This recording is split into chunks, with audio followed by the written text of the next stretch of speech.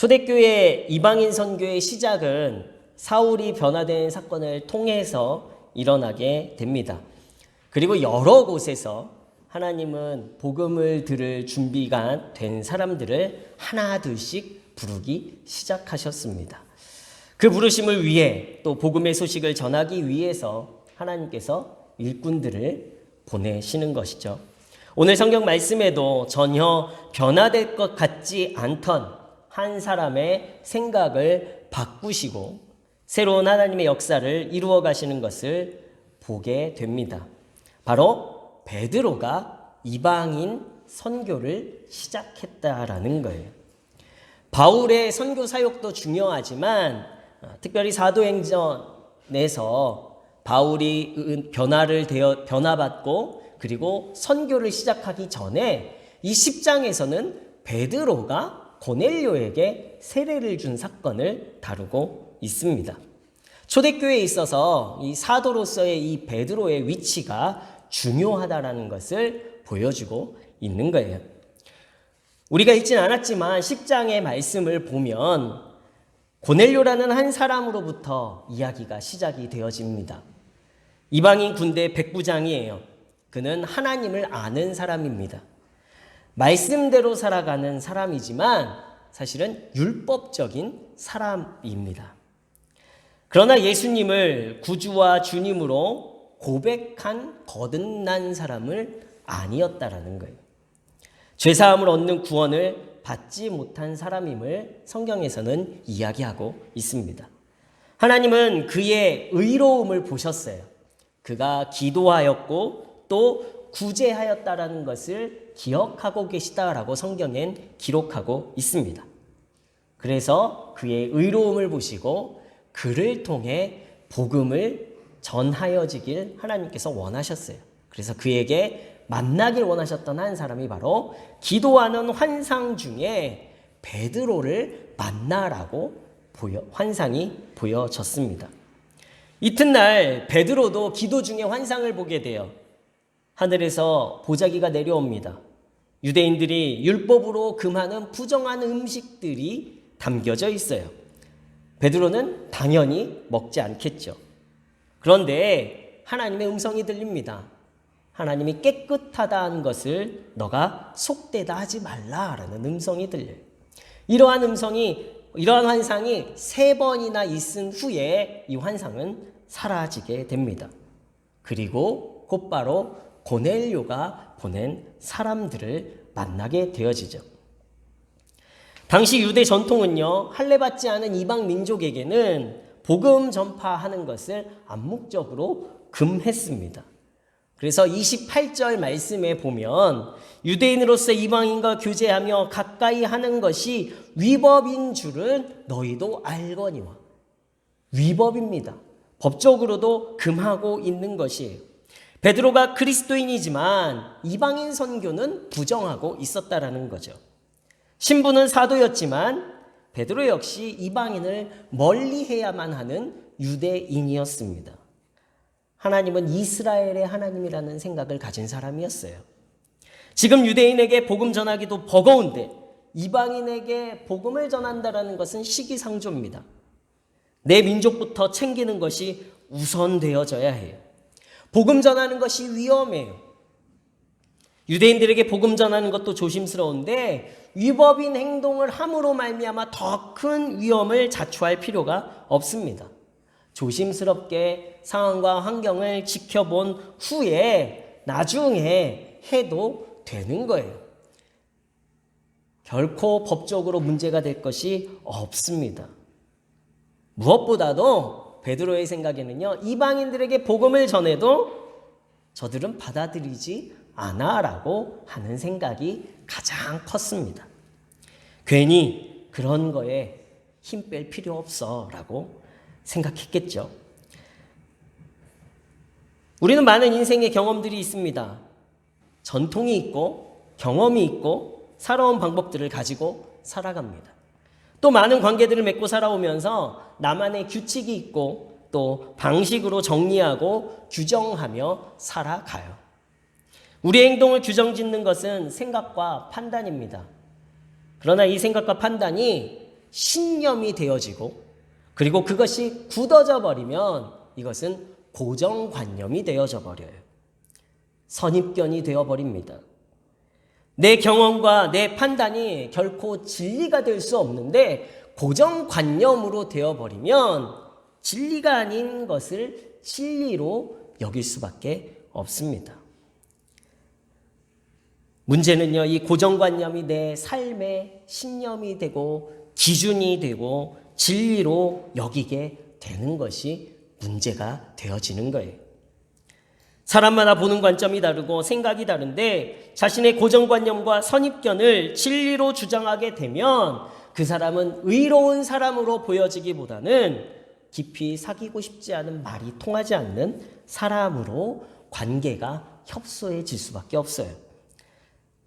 내가 살아온 방식과 틀에 맞추어 다른 사람들도 살아갈게 할 수는 없습니다. 강요할 수 없죠.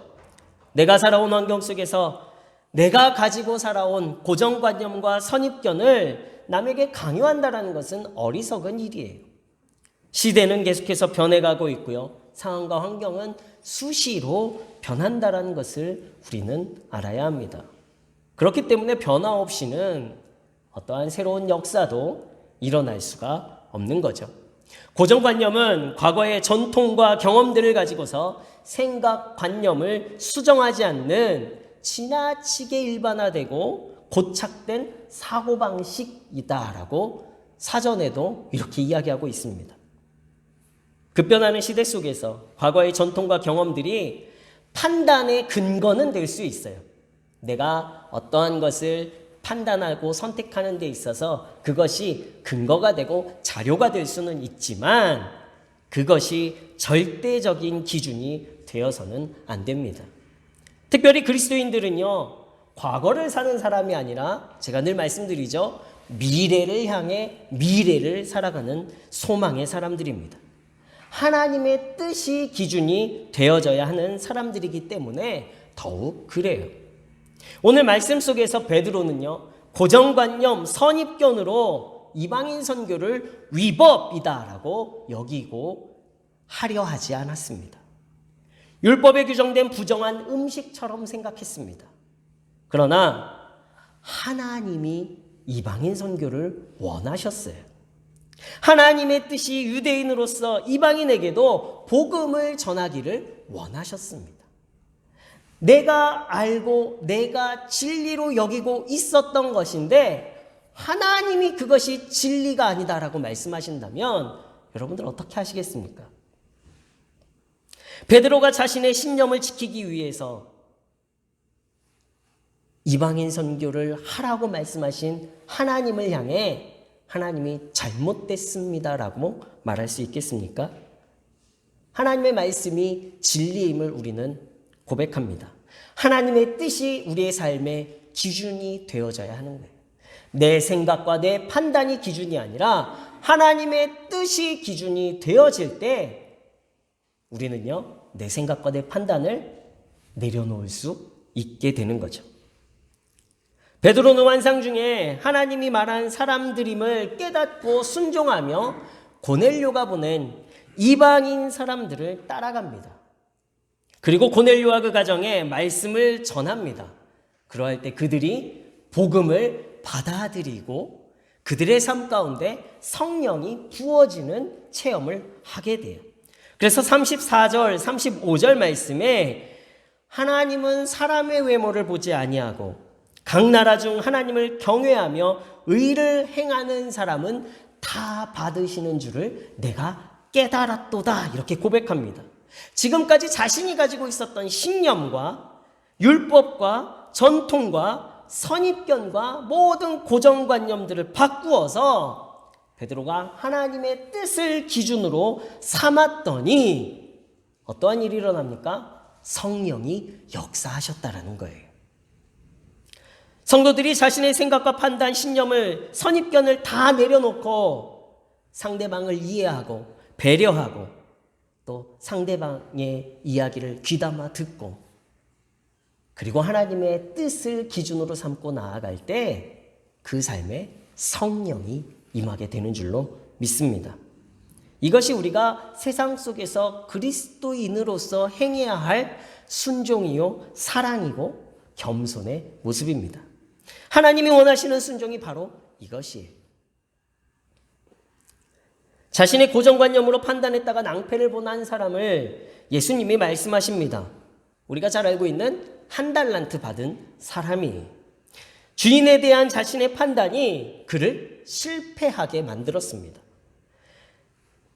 마태복음 25장 24절 말씀에 보시면 이렇게 기록하고 있어요. 한 달란트 받았던 자는 와서 이르되 주인이여 당신은 굳은 사람이라 심지 않은 데서 거두고 해치지 않은 데서 모으는 줄을 내가 알았습니다. 그래서 어떻게 해요?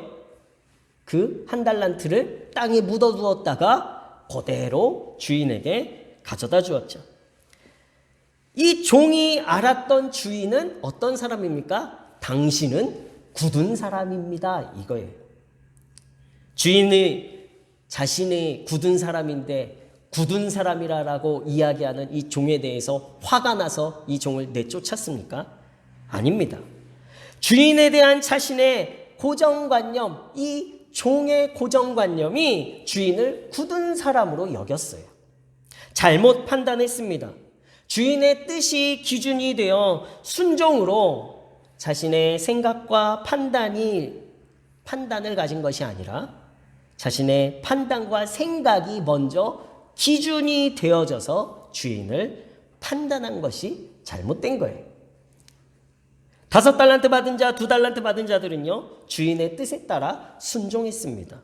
그리고 그 안에서 주인의 뜻 안에서 자신이 가진 경험, 자신의 재능, 자신의 판단을 가지고 장사를 하였더니 5달란트, 2달란트를 더 남기게 되었죠.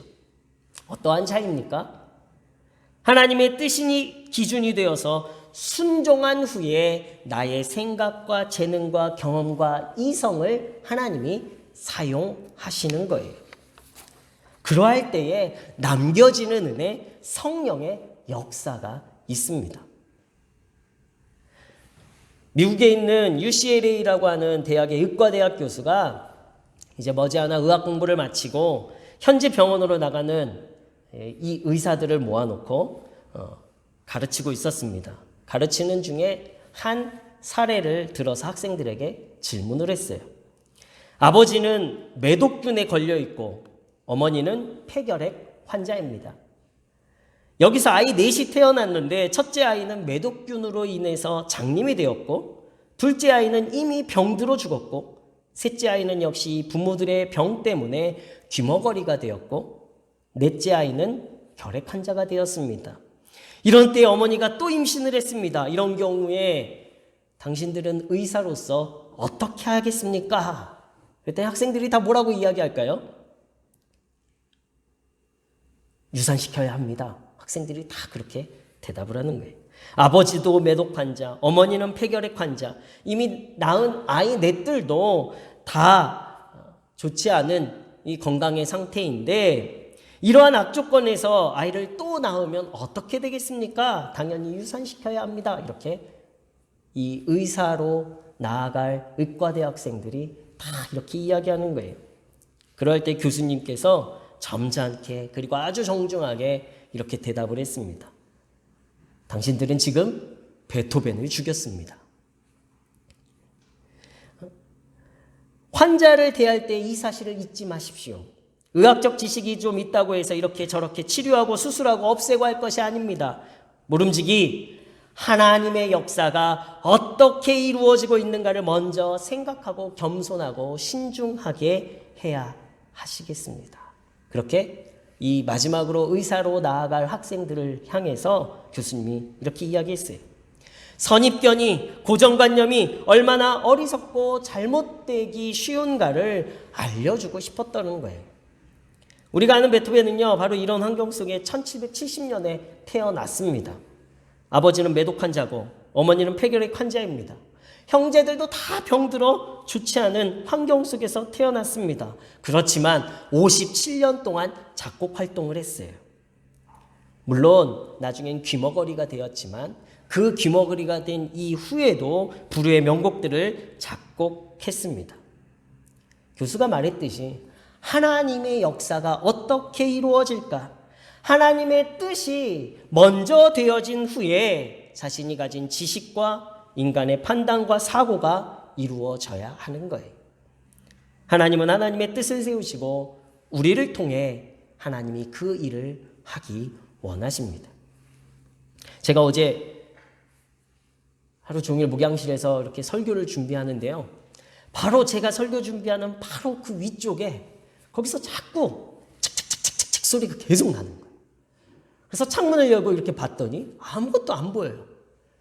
그리고 다시 앉으면 또 칙칙칙칙칙칙 볼까 하고 다시 창문을 열어서 유심히 봤더니요.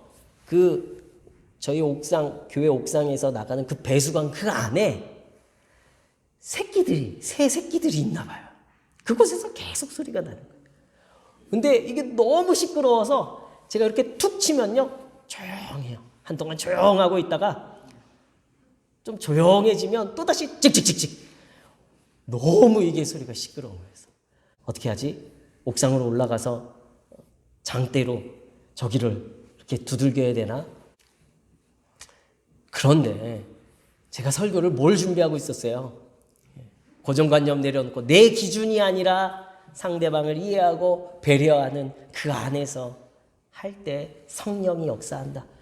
제가 그 설교를 준비하면서 제 모습을 보게 되더라고요. 그러면서요, 새들이 저한테 말하는 거예요.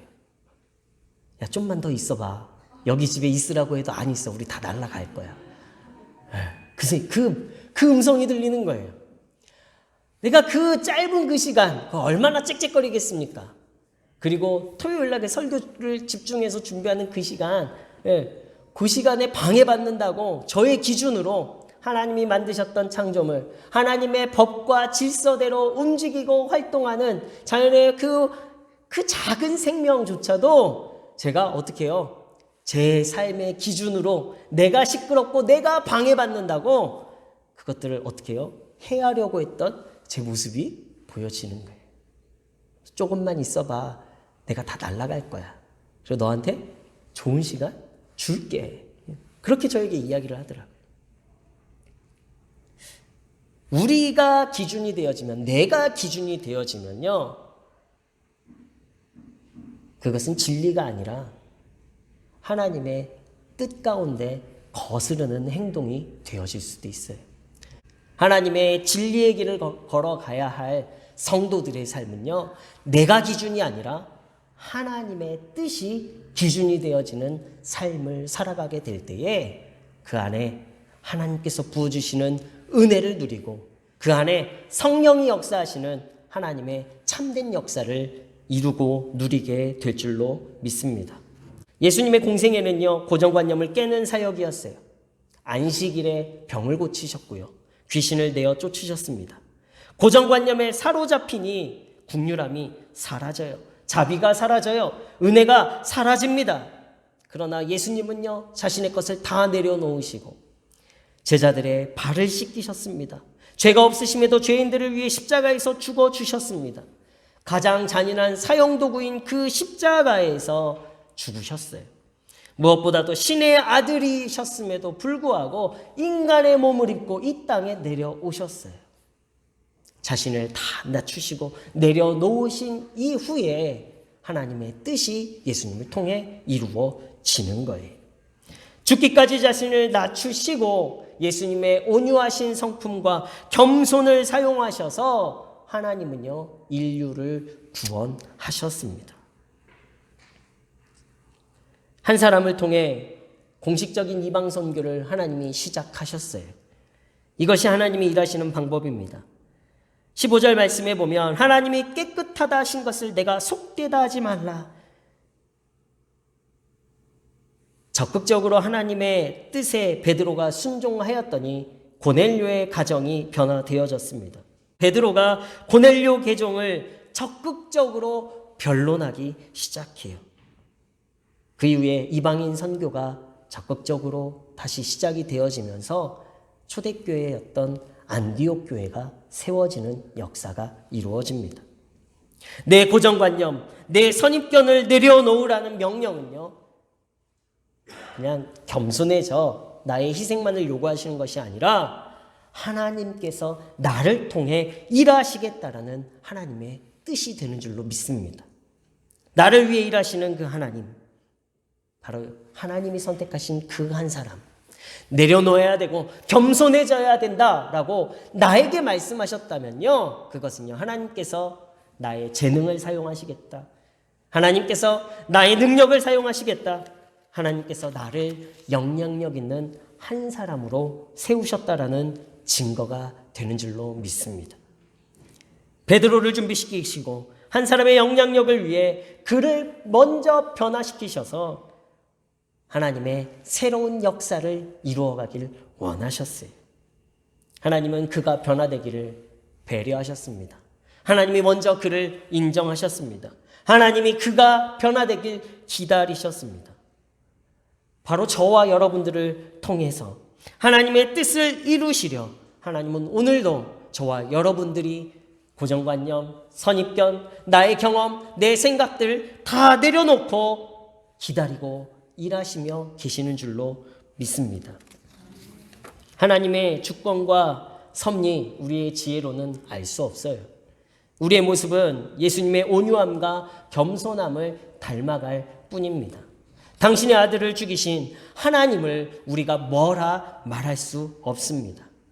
핍박자였던 사울, 그를 바꾸셔서 사도 바울이 되게 하시고 하나님의 뜻을 이루어 가시는 그 뜻을 우리는 뭐라고 할 수 없습니다. 유대인의 하나님이셨지만 이방인들도 구원하기 위해 베드로를 변화시키시는 하나님을 우리가 어떻다라고 판단할 수 없습니다. 우리의 고정관념과 선입견을 내려놓고 하나님의 뜻이 내 삶의 기준이 되어질 때에 하나님이 행하시고자 하시는 하나님의 놀라운 섭리와 주권이 저와 여러분들을 통해서 놀랍도록 이루어지게 될 줄로 믿습니다.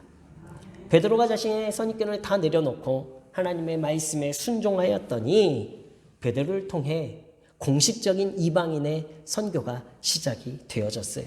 무엇보다도 예수님께서 마태복음 16장 18절 말씀에 뭐라고 말씀하셨죠? 너는 베드로라, 내가 이 반석 위에 내 교회를 세우리니 음부의 권세가 이기지 못하리라. 예수님이 베드로를 축복하셨죠. 바로 베드로가 전 세계의 초대교회의 교황으로 먼저 세워지게 됩니다. 그리고 베드로는 바울의 이방인 선교 사역을 통해서 더욱더 유명해지는 사람이 되었어요. 하나님의 역사, 하나님의 크신 뜻 가운데 순종하는 자를 통해 하나님께서 주시는 복은요, 엄청난 복이에요. 그러나 내 고정관념과 내 생각과 내 판단으로 나의 것만을 감싸지고 있을 때에요, 우리는요, 한 평도 안 되는 우리의 마지막 남은 생을 살아갈 수밖에 없습니다. 그러나 하나님의 뜻에 붙들림 바 되어질 때 여러분들의 이름이 이 대한민국을 넘어 전 세계로 퍼져나가 유명해지는 하나님의 복과 은혜가 여러분들의 삶에 이루어지게 되길 예수 그리스도 이름으로 축원합니다. 오늘은 어버이 주일로 우리가 지킵니다. 자녀들이 부모님의 사랑과 신앙을 물려주심에 감사하는 주일이 되어야 되겠고요. 부모님은 자녀들에게 내가 올바른 신앙의 모습으로 신앙의 유산을 물려주고 있는가에 대해서 곰곰이 생각하셔야 되는 주일이 되야겠습니다. 혹 부모님이나 자녀들 중에 신앙생활하지 않는 자녀들이 있다면 더욱 간절히 기도하는 주간이 되어야 하겠습니다. 부모님이 가지고 계신 신념, 이 고정관념을 버리고 복음이 삶의 기준이 되게 하여 주옵소서. 또 자녀들이 신앙생활하지 않는 분들도 마찬가지로 이렇게 기도하셔야 되겠어요. 저들이 가지고 있는 신념, 고정관념, 세상적인 가치들 다 내려놓고 복음이 저의 삶을 붙들게 하여 주옵소서. 혹여 내가 하나님의 뜻을 맡고 있지는 않은지, 고정관념과 선입견이 내게 있어서 내가 저 사람은 구원받지 않아, 우리 자녀는 절대 교회 다니지 않을 거야, 우리 부모님은 절대 교회 다니지 않을 거야 라는 선입견으로 하나님의 뜻을 맡고 계시지는 않습니까? 우리도 먼저 내려놓고 우리의 부모님을, 우리의 자녀들을 구원하기 원하시는 그 하나님의 마음을 기준으로 삼아서 성령이여 도와주시옵소서. 그리하여 우리의 가정 가운데 놀라운 성령의 역사, 새로운 복음의 능력의 역사가 일어나기를 간절히 축원합니다. 우리는 완벽하지 않습니다. 하나님의 역사 안에 짧게 존재할 뿐입니다. 내 생각과 판단이 기준이 되는 것이 아니라 하나님의 섭리 주권을 인정하며 겸손해질 때 변화가 있고 은혜가 있고 성령의 역사가 있습니다. 나보다 남을 더 나은 사람, 더 좋은 사람으로 생각하고 여기고 이해하고 배려하는 변화에서 하나님의 새로운 역사는 시작될 거예요. 마찬가지로 우리 문해교회 모든 성도님들이 서로가 서로를 높여주고, 우리 권사님은 나보다 더 신앙 좋으신 분, 우리 권사님이 하시는 말씀 허투루 듣지 않고 권사님 말씀 잘 새겨 듣겠습니다. 이러한 자세로 우리가 서로를 높이고 서로를 이해하고 배려할 때에 하나님은요, 우리의 성도들을 통하여서 하나님의 새로운 역사들을 이 문해교회 안에 이루어 주실 줄로 믿습니다. 오늘도 하나님은 당신의 뜻을 위해 자신의 뜻을 내려놓는 한 사람을 찾고 계십니다. 그 한 사람이 바로 저와 여러분들이 되셔서 우리를 통해 하나님의 마음이 세상 가운데 가득가득 보여지고 드러나지길 예수 그리스도의 이름으로 축원합니다.